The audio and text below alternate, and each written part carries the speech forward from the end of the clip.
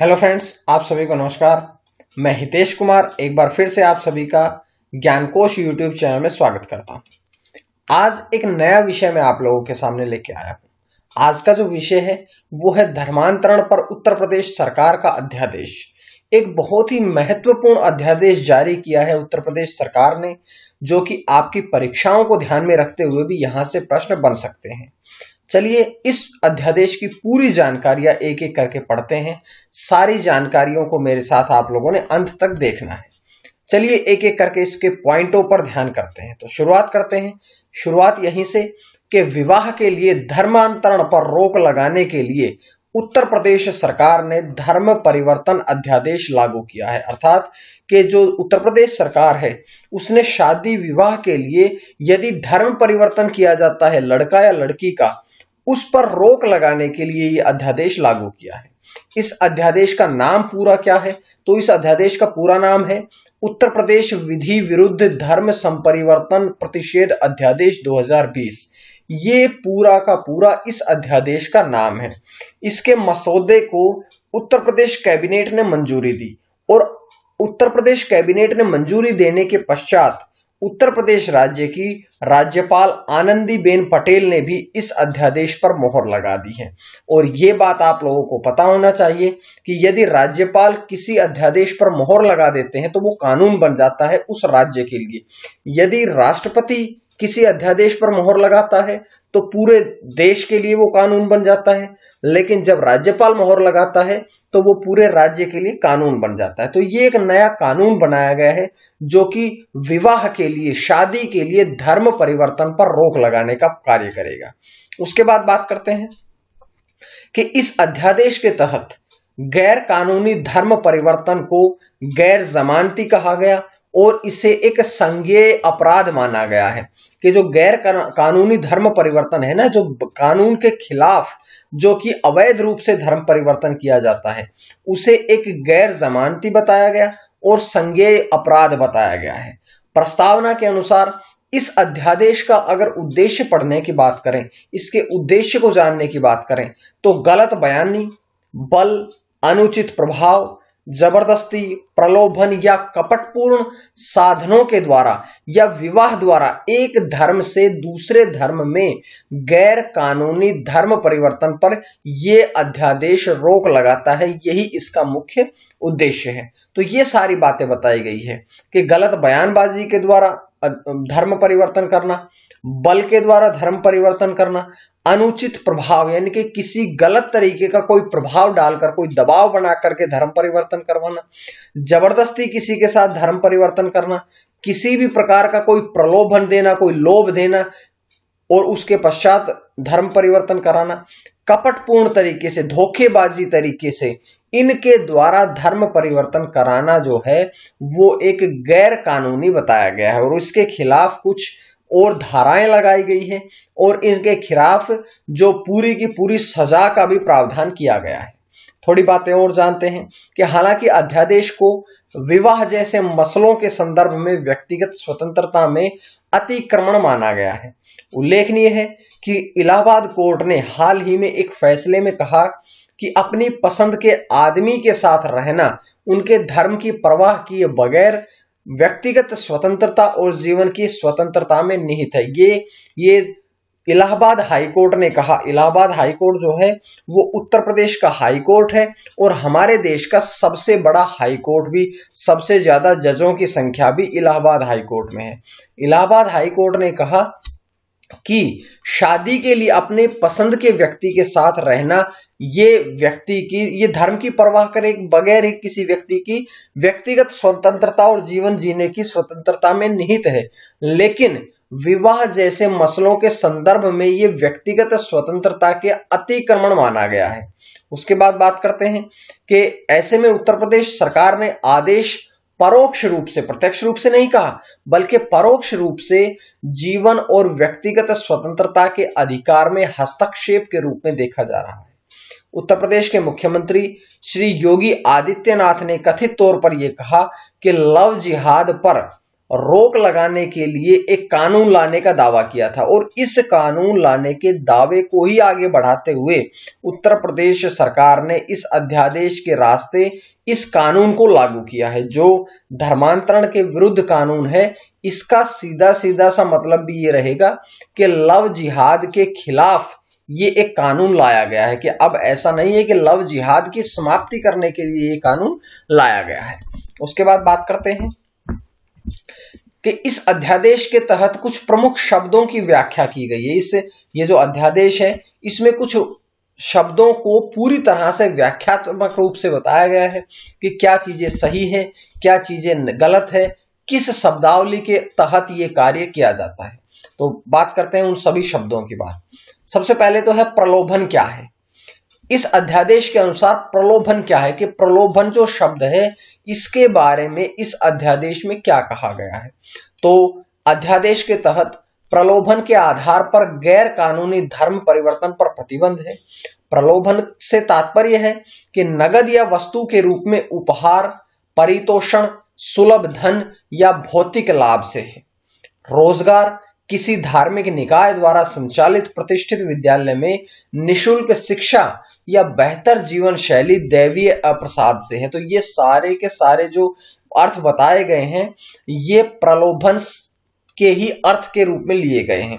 तो इस प्रकार की जो नगद वस्तु देना, उपहार देना, परितोषण देना या धन देना, भौतिक लाभ प्रदान करना, किसी को सामान देना, वो सब भी प्रलोभन के अंतर्गत ही आता है। उसके बाद बात करते हैं कि किस गतिविधियों को कहा जाएगा प्रपीड़न या जबरदस्ती। अब ये इस अध्यादेश में एक चीज और बताई गई है कि बस जबरदस्ती क्या है या प्रपीड़न क्या है। तो इस अध्यादेश के अनुसार प्रपीड़न यानी कि जबरदस्ती धर्म परिवर्तन को प्रतिबंधित किया गया है, कि कोई भी व्यक्ति किसी अन्य व्यक्ति के साथ, महिला या पुरुष के साथ जबरदस्ती धर्म परिवर्तन नहीं कर सकता है। इस पर प्रतिबंध लगाया गया है। प्रपीड़न से तात्पर्य मनोवैज्ञानिक दबाव या भौतिक बल के प्रयोग द्वारा किसी व्यक्ति को उसकी इच्छा के विरुद्ध कार्य करने के लिए बाध्य करने से, जिसमें शारीरिक क्षति या धमकी भी शामिल की जाती है। बहुत बार ऐसा होता है कि शादी के लिए किसी लड़के या लड़की पर मनोवैज्ञानिक दबाव बनाया जाता है, किसी भी प्रकार का भौतिक बल का प्रयोग किया जाता है, उस व्यक्ति की इच्छा के विरुद्ध उसके साथ कार्य करने के लिए बाध्य किया जाता है, उसके साथ विवाह करने के लिए उसे बाध्य किया जाता है। और इसमें किसी भी प्रकार की शारीरिक क्षति या धमकी को भी शामिल किया गया है। तो ये जानकारियां यहां से इस शब्द से थी, जब प्रपीड़न क्या है या जबरदस्ती क्या है। उसके बाद बात करते हैं कि धर्मांतरण या धर्म परिवर्तन से क्या आशय है, कि भाई धर्म परिवर्तन या धर्मांतरण का क्या अर्थ है। तो धर्मांतरण कहें, धर्म परिवर्तन कहे या धर्म संपरिवर्तन से तात्पर्य किसी व्यक्ति द्वारा अपने धर्म को छोड़कर किसी अन्य धर्म को ग्रहण करने से है। तो धर्म परिवर्तन का सीधा सा मतलब यह है कि कोई भी व्यक्ति अपने धर्म के अलावा किसी और धर्म को ग्रहण करे, यही धर्म परिवर्तन से आशय है, धर्म परिवर्तन का अर्थ है। उसके बाद बात करते हैं कि इस अध्यादेश के अनुसार बल क्या है, कि बल जो शब्द का हमने प्रयोग किया है इससे पहले उस बल शब्द का अर्थ क्या है। तो बल से तात्पर्य धर्म परिवर्तन कर चुके या धर्म परिवर्तित करने के लिए इच्छित व्यक्ति या किसी अन्य व्यक्ति या संपत्ति के लिए बल प्रदर्शित करना है। किसी प्रकार की क्षति, नुकसान की धमकी देना भी बल के अंतर्गत ही आता है, कि कोई भी व्यक्ति यदि अपनी इच्छा के उस इच्छित व्यक्ति के खिलाफ कोई बल प्रदर्शित करता है, मान लो कि किसी व्यक्ति को धर्म परिवर्तित नहीं करना, फिर भी उसके साथ बल का प्रयोग किया जाता है धर्म परिवर्तन करने में, या उसके पास किसी शारीरिक क्षति का नुकसान किया जाता है, उसके साथ मार पिटाई की जाती है, उसके साथ धमकी दी जाती है, उसे चेतावनियां दी जाती है, तो ये भी बल के अंतर्गत ही आएगा। उसके बाद बात करते हैं कि किस साधनों को कपटपूर्ण साधन कहा गया। तो ऐसे कौन से साधन हैं जिन्हें कपटपूर्ण साधन कहा गया। तो कपटपूर्ण का मतलब यही है सिंपल सा कि छलपूर्ण, लेकिन इसका और गहराई से समझते हैं कि कपटपूर्ण साधनों के तहत किसी प्रकार का प्रतिरूपण, मिथ्या नाम, उपनाम, धार्मिक प्रतीक या अन्यथा द्वारा प्रतिरूपण किया जाना शामिल है। कि बहुत बार आपने देखा होगा कि कपटपूर्ण साधन का मतलब यह है कि कोई व्यक्ति अपना नाम झूठा बता दे, गलत नाम बता करके किसी के साथ शादी कर ले, अपना गलत उपनाम बता करके शादी कर ले, किसी गलत प्रकार के धार्मिक चिन्हों को गले में लगा करके किसी के साथ विवाह कर लेता है, या इनके अलावा भी प्रतिरूपण किया जाए, इनके अलावा भी कुछ ऐसे रूप दिखाए जाते हैं जो कि किसी विशेष धर्म में आस्था रखते हैं करने के लिए बताए जाते हैं। तो उन सभी चीजों को भी, कि मान लो कोई गलत नाम बताए, गलत प्रकार से मान लो कोई व्यक्ति अन्य लोगों के साथ उसी के धर्म के कार्य करने लगे, तो ये सब कपट में आएगा, ये सब छल में आएगा। तो इन सब को कपटपूर्ण साधन कहा गया है। उसके बाद धर्म और धर्म परिवर्तक का क्या अर्थ है? धर्म परिवर्तन नहीं है, यहां लिखा है कि धर्म परिवर्तक। धर्म परिवर्तक का क्या अर्थ है? तो यहां पर हम ये बात समझेंगे कि इस अध्यादेश के अनुसार धर्म से तात्पर्य भारत में प्रचलित पूजा पद्धति, आस्था, विश्वास, पूजा या जीवन शैली की किसी संगठित प्रणाली से है। जबकि धर्म परिवर्तक से, देखो धर्म का मतलब तो ये सिंपल सा हुआ कि भारत में जितने भी पूजा पाठ की जो पद्धतियां हैं, विश्वास करते हैं, जो आस्था रखते हैं, पूजा की सामग्रियां हैं या जो जीवन शैली है, वो सब है। लेकिन धर्म परिवर्तक से क्या तात्पर्य है?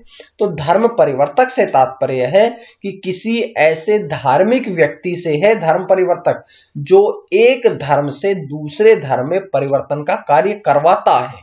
जैसे कि मंदिर में पुजारी या कोई पादरी या कोई कर्मकांडी या कोई मौलवी या कोई मुल्ला या कोई पुजारी आदि नामों से पुकारा जा सकता है इन्हें। ये जो धर्म को परिवर्तन कराने का कार्य करते हैं वही तो सारे धर्म परिवर्तक कहलाते हैं। कि जो व्यक्ति किसी अन्य व्यक्तियों के धर्म परिवर्तन कराने का, धर्म को बदलने का कार्य करते हैं, वो सब धर्म परिवर्तक के नाम से जाने जाते हैं। जैसे मंदिरों में जाओ तो आप उन्हें पुजारी के नाम से जान सकते हैं, आप मौलवी मुल्ला कह सकते हैं यदि कोई मस्जिद में कार्य करता है, कोई कर्मकांडी हो सकता है या कोई पादरी। इन सभी लोगों को ही धर्म परिवर्तक कहा जाता है। उसके बाद बात करते हैं, इस अध्यादेश में कहा गया है कि पुराने धर्म में लौटना, पुराने धर्म में लौटना धर्म परिवर्तन नहीं है। कि अगर व्यक्ति, इस अध्यादेश के अनुसार यदि कोई व्यक्ति अपने पुराने धर्म में पुनः परिवर्तित करता है, यानी कि अपने जो पहले उसका धर्म था परिवर्तन से पहले, यदि उसी धर्म में वापस आना चाहता है तो इसे धर्म परिवर्तन नहीं कहा जाएगा, इसे धर्म परिवर्तन का नाम नहीं दिया जाएगा।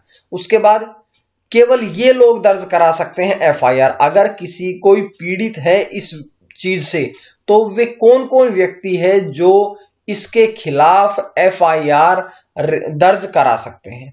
तो इसके अनुसार क्या है कि धर्म परिवर्तन के संबंध में पीड़ित व्यक्ति, चाहे वो महिला हो सकती है, वो पुरुष भी हो सकता है, या उसके माता पिता भी हो सकते हैं, उसके भाई या बहन भी हो सकते हैं, या ऐसा कोई व्यक्ति भी हो सकता है जो उससे रक्त का संबंध रखता हो, विवाह का संबंध रखता हो, या दत्तक ग्रहण से संबंधित हो।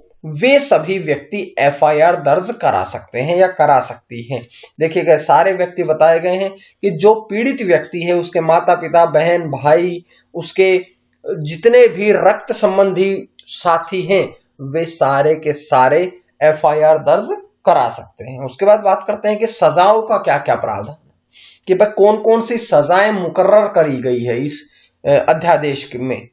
तो अध्यादेश की धारा 3 में यह बताया गया है कि प्रावधानों का उल्लंघन करने पर धारा 5 के तहत दंड निर्धारित है। धारा 3 के प्रावधानों का उल्लंघन करने पर 1 साल से तक के कारावास की सजा हो सकती है कम से कम, लेकिन वो 1 साल से बढ़कर के कितनी हो सकती है? 5 वर्ष तक की हो सकती है।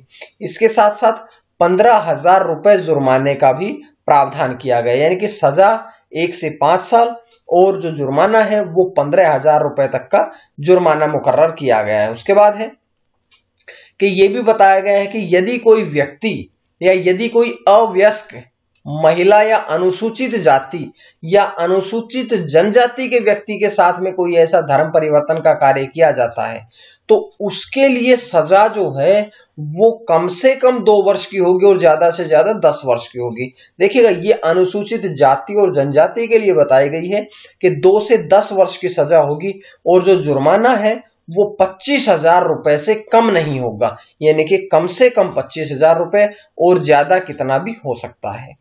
सामूहिक धर्म परिवर्तन के संबंध ये तो हमने बताया, सबसे पहले तो बताया था ना, वो तो सामान्य वर्ग के लिए था कि 1 से 5 साल की सजा और 15,000 जुर्माना। उसके बाद हमने बताया कि अनुसूचित जाति या अनुसूचित जनजाति या अवयस्क महिला के साथ कोई ऐसा कार्य करता है तो 2 से 10 वर्ष की सजा और कम से कम 25,000 जुर्माना। लेकिन अगर कोई सामूहिक धर्म परिवर्तन करता है तो इसमें कम से कम 3 वर्ष की सजा और ज्यादा से ज्यादा जो 10 वर्ष तक हो सकती है, यानी कि 3 से 10 साल तक की सजा होगी और जुर्माना जो है वो 50,000 रुपए का जुर्माने का भी प्रावधान किया गया है। तो हमने आज की वीडियो में पढ़ा कि अध्यादेश क्या है, पूरा नाम क्या है, योगी आदित्यनाथ ने क्या कहा, कैसे कैसे मोहर लगी है, कौन कौन सी शब्दावलियां हैं, क्या क्या उस प्रावधान की उस अध्यादेश के खिलाफ अगर कोई कार्य करता है तो उसकी कितनी कितनी सजाएं हैं, ये सारी बातें मैंने आप लोगों के साथ बता दी है।